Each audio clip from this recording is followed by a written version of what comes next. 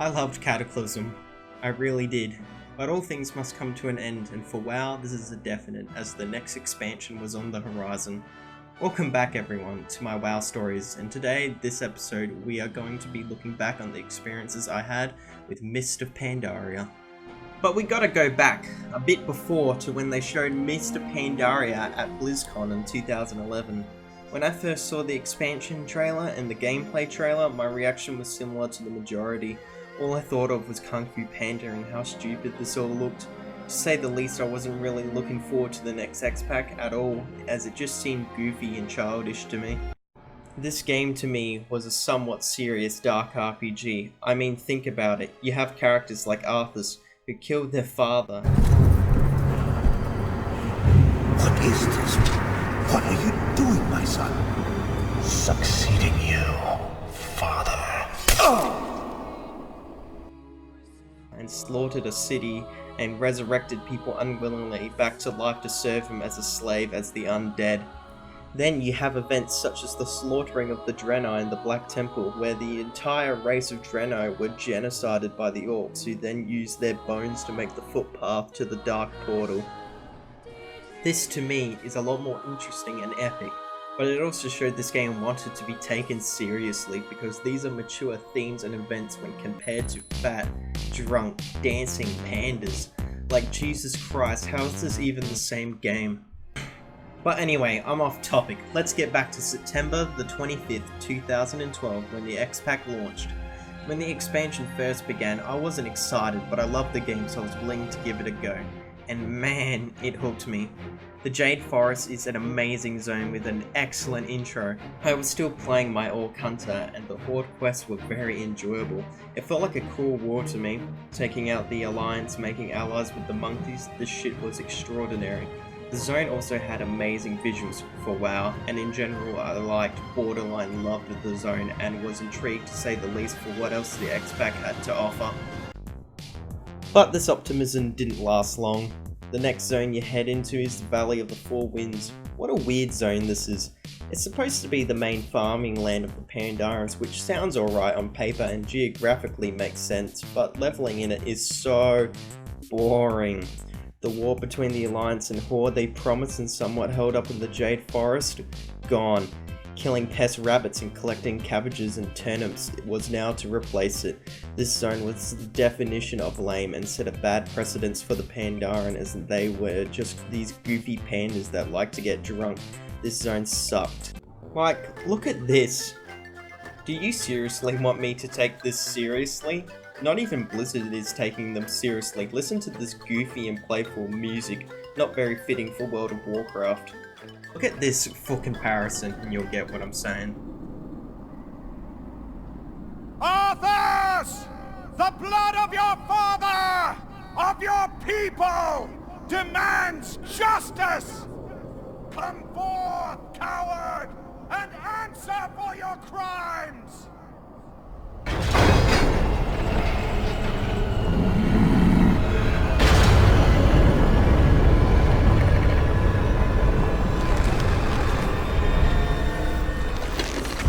You speak of justice, of cowardice. I will show you the justice of the grave, and the true meaning of fear. Enough talk! Let it be finished!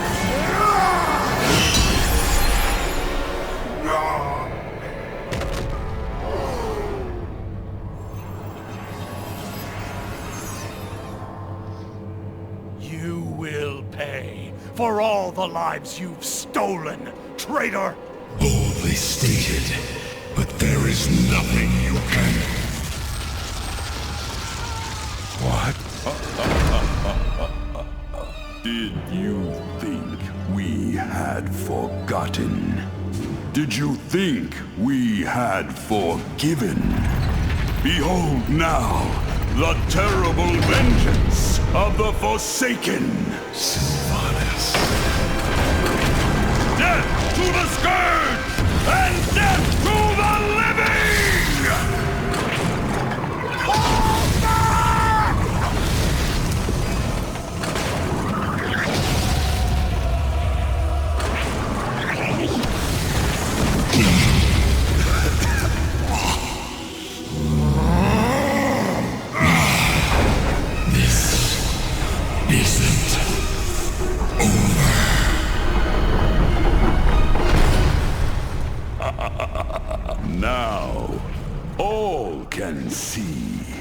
This is the hour of the Forsaken.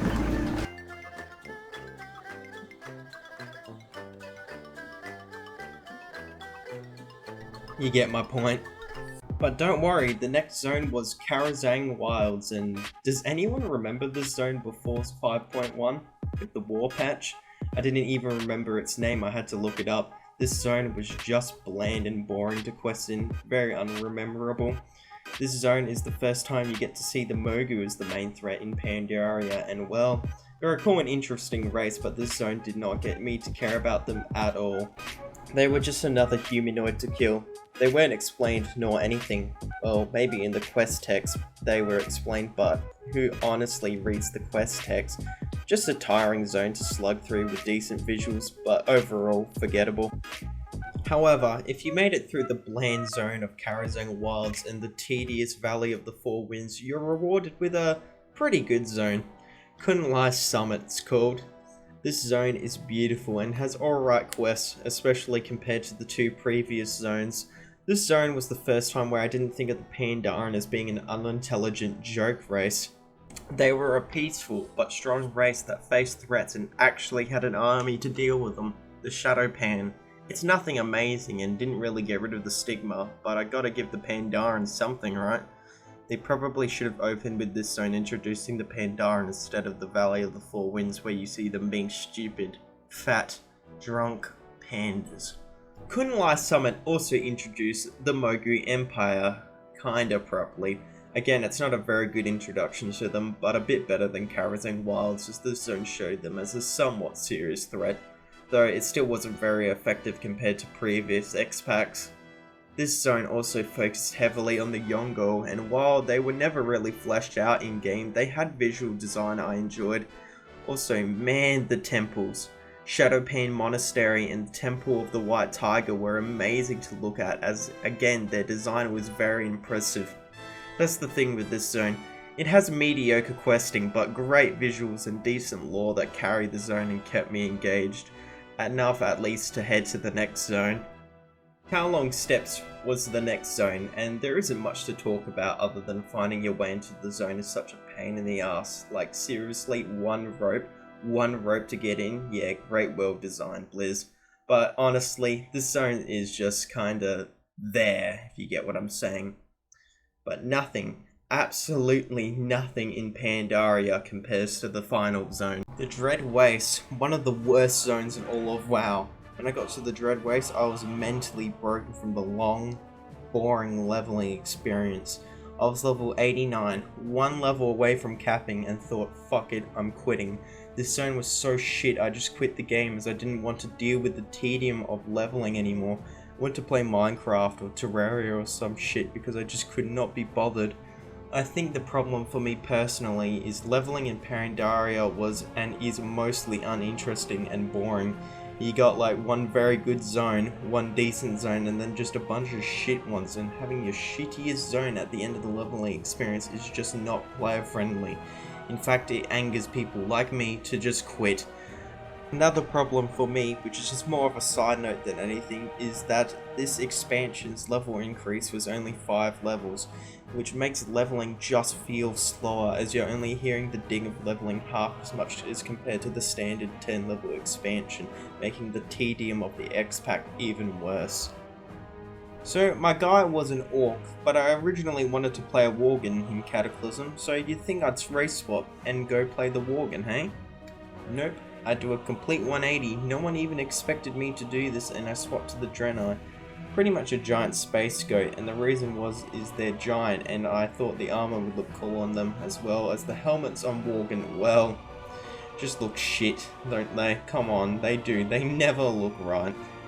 Anyway, so I get to level cap, and what waits for me when I get there, at the end game of 5.0 and shortly after 5.1? The answer is not much. I'll list all the main PvE endgame content off quickly and I'll rapid fire give my opinion on them. The dungeons. They're garbage. The worst World of Warcraft dungeons ever made, as they are far too easy and feel uninspired, which is pretty bad for me personally considering they were the main thing I loved doing in Cataclysm. The all new content scenarios,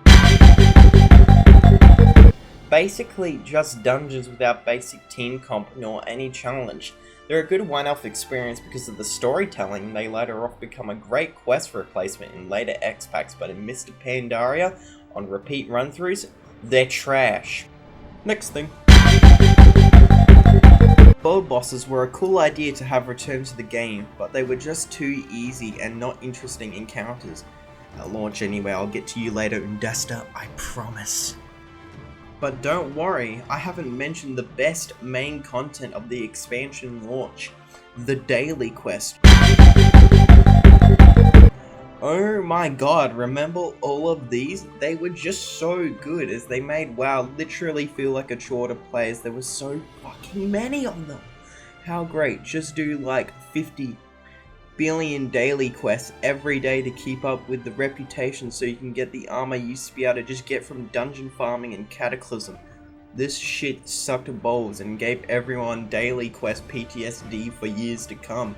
Now, I know I might sound like I'm being a bit of a complete downer, but there was a saving grace for me, and that was the LFR. Now, before you grab your bloody pitchforks and torches, I think the LFR sucks as much as anyone with a functioning brain does nowadays, but back then, when I was still 9, they were fun. They were basically and are pretending to raid, and it was pretty cool for a child me, as I had a good time in them.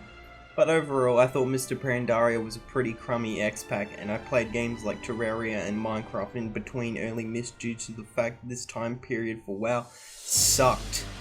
The game kinda blew and I lost interest in it. I don't even think I was bothering with the legendary questline at this time. Because, well, nothing about it was legendary for one, and to me it felt like just another chore. That's literally how I describe early Mist. A chore. A fucking chore, the video game, and I was very disappointed with the experience I had. Now, because Mist was the X-Pack I had the most experience with, I'm breaking the Mist of Pandaria videos into parts. On the next episode, I'll look at 5.2 and explain how this patch completely changed the course and history of Mist of Pandaria and is basically the main reason I and others look back on this expansion positively. Thanks for watching, and if you enjoyed my content, like and subscribe. Well, see you later. Bye bye.